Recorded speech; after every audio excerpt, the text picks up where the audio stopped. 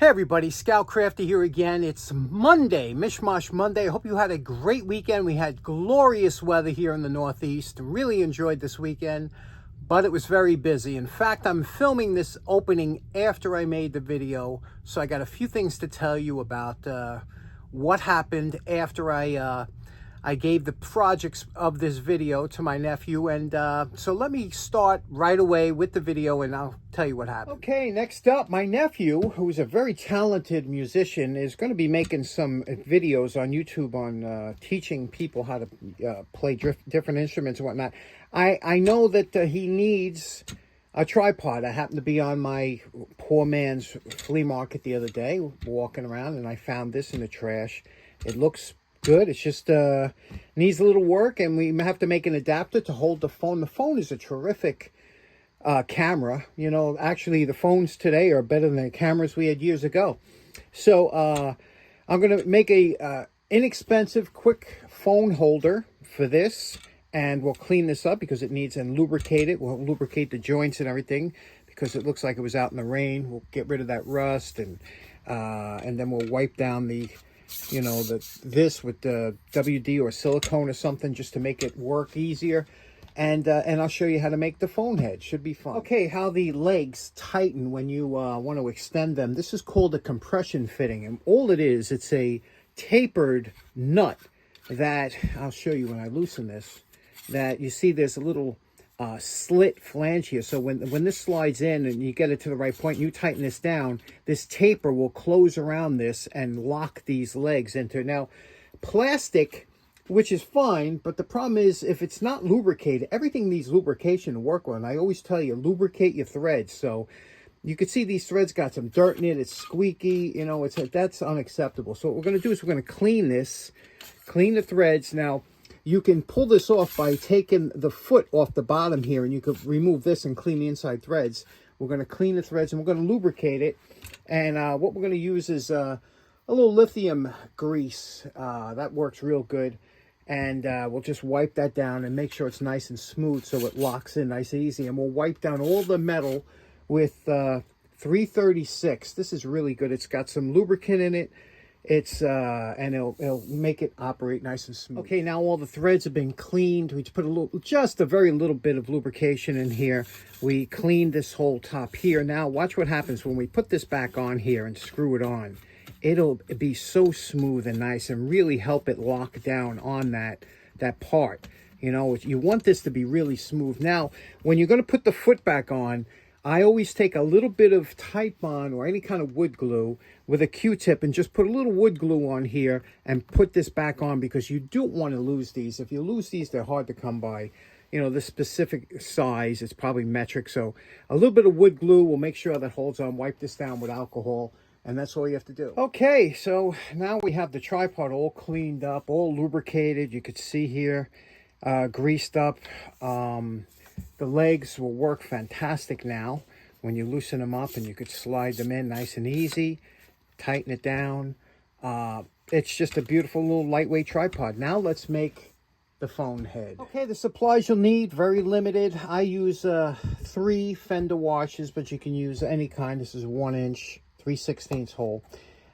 This is interesting. It's a threaded insert, and if you've never used one of these, they are so much fun to use. I'll show you how we put this in. It's a threaded insert for 1/4x20, which is the standard thread for all tripods for the heads. And then just any piece of wood. This actually came off an umbrella on the poor man's flea market, and also a piece of plywood, again found. The thinner the better. You don't want to go too thick on this. And what you're going to do is you're going to take your wood like this. You're going to lay it down just to get the measurement of where to cut. You're going to put your phone like this, and another piece same size over here, and I'll show you what the piece look like cut. Now we cut one section the length of the phone. Okay, that's going to be the bottom, the rest. And we drilled a hole in the middle here, approximate middle. It doesn't, nothing matters here as far as dimensions. Now you see this, how this threaded insert works is it's got a little splines here. So you use a drill that's about the same thickness here. They call for 9mm, and then you screw this in here using a hex. Excuse me, using a hex like this. screw this in. It screws in nice and easy. See that? And it will bottom out because it's got a flange on it. And when it does bottom out like this, okay, don't go too tight. I'm going to split it. There is your threaded insert that the tripod will, and that's going to be the bottom, the base. So that was easy. Here it is. This is the simplest iPhone holder or phone holder you can get. You can see just 2 pieces of wood. I screwed some washers down here and one up here that flips away that you put the phone in, hold it down. You make this as wide as the phone, and there's your little threaded insert. And to put that on, you just take it over here like this. You screw this on here, and you tighten it down. It'll face this way here. Tighten it down. You can tighten it down nice and tight, and that's it. That thing is pretty much bulletproof. It's the one I've been using for since I've been doing videos. Now this little cutaway is meant so that it obviously doesn't block the camera, but you can see the rest of it here. You just loosen this up. You could spin it, turn up, down. You can, you know, whatever you need to do. It is, it works. It's, if it drops, it's not going to break. A lot of the ones, the cheap wire ones that come with the selfie sticks, those things, they're just waiting to break at the worst time. Okay, so this is the first time that I've ever been to my nephew's home. He's only had it a couple of years, and it's my first time going up there. Obviously, I went up there and I was a little bit embarrassed. Thank God I didn't show him the tripod. The kid has a full setup.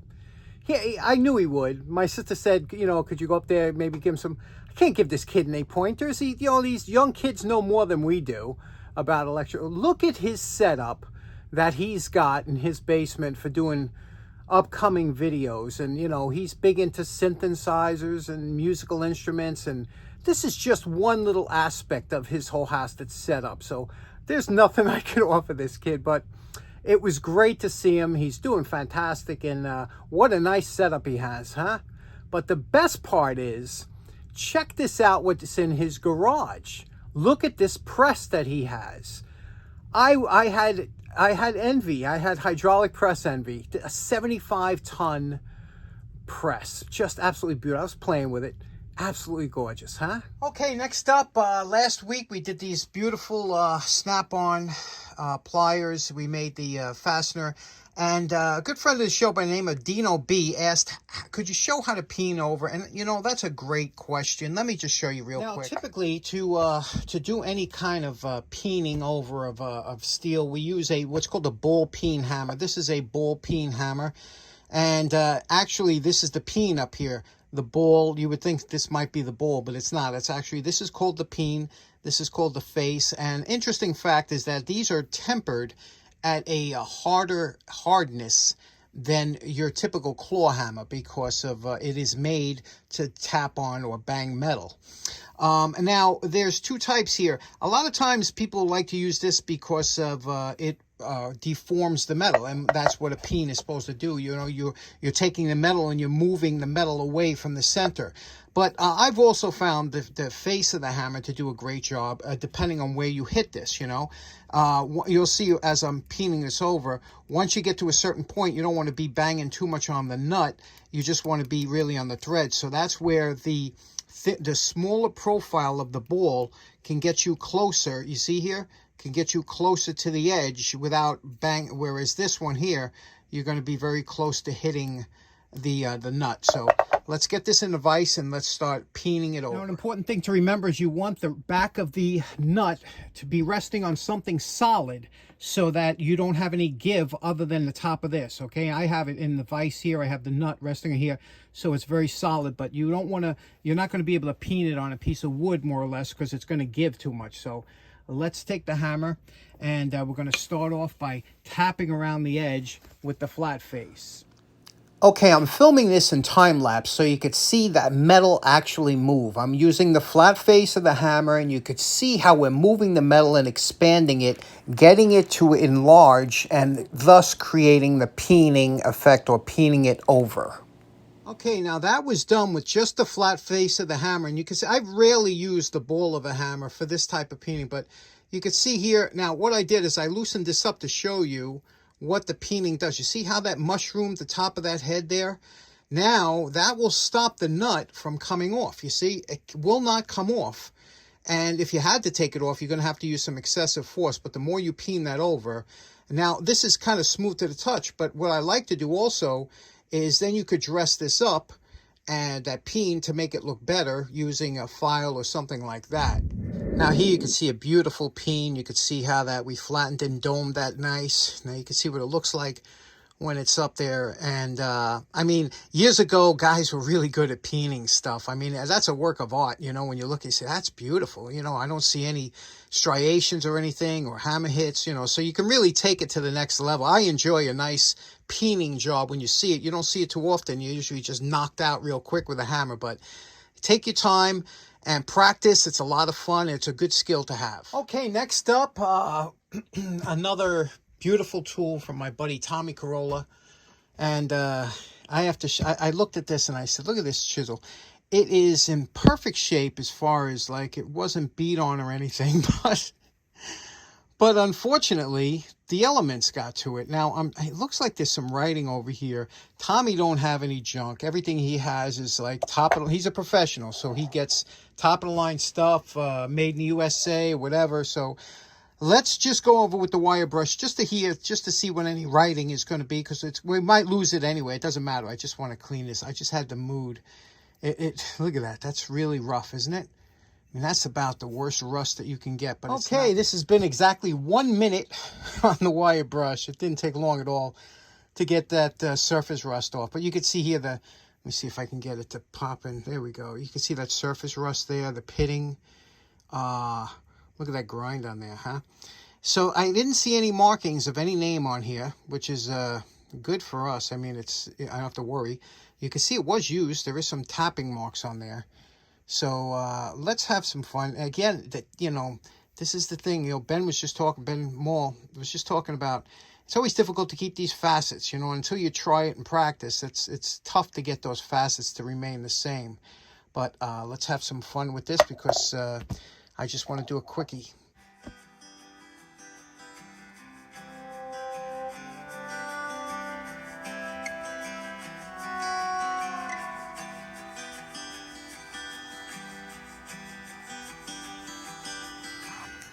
Now here we are. This is just with the 40 grit flap disc. You could see that we got most of the angles where we want them. Now you just want to get rid of the scratches of the 40 grit, and we'll go to maybe a 120 grit pad and get them out. Okay, here's after the 120 flap disc, and now we want to blend it all together with the surface conditioning belt on the belt sander. Okay, real quick, my buddy Hook from Hook's Outdoors, great guy, fellow scouter, he sent me this, I guess it was, months ago, but I really haven't, I'm a goop man. I love goop and that hand clean, but I'll tell you, I started using, this thing is great. It's got like a pumice in it that really, especially when you're working on greasy and stuff that's hard to get. Anyway, really good stuff. If ever you get a chance to pick some of this up, Kimball Midwest makes it out. I guess they're out there. You don't see these too much on the East Coast. But if you're around this area, you come across this, really try it out. I think you'll like it. Thanks, Hook. Now, you know my favorite part. Remember what Tommy's chisel looked like before we started. And we're calling this project done. Check this out. Look at that, huh? I mean, that is a nice chisel now. Something you would be proud, look at that, to use. Something you would be proud to have in your toolbox. I wasn't going for a mirror finish, but I just wanted to get this into a using shape. And again, the facets, keeping all the facets, and look at the tip, what we did here. Look at that tip, huh? Is that a nice tip? You guys that are into grinds, I think you'll appreciate that. Polished it out. Anyway, it's this is something that, one of those things you see in the toolbox, it gets abused because it's left out in the weather, but it's still a usable tool. They clean up nice.